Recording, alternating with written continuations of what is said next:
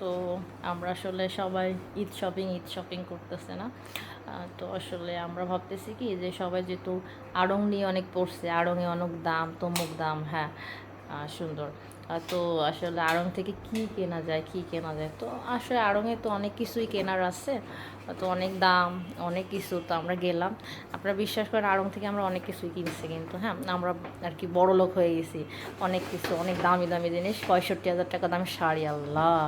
And এই shopping করার জন্য আমাদের কিডনি আমরা বিক্রি করে তারপরে আড়ং থেকে কিনছি, কিন্তু বেঁচে আছে। তো যাই হোক, এই যে আপনারা বিশ্বাস করবেন কিনা জানি না, আড়ং থেকে কিনছি।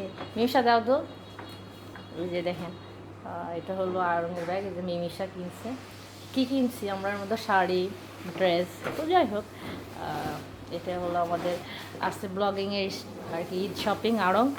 আপনারা অবশ্যই আমাদের ভিডিওগুলো দেখলে লাইক কমেন্ট করবেন, শেয়ার করবেন, সাবস্ক্রাইব করবেন।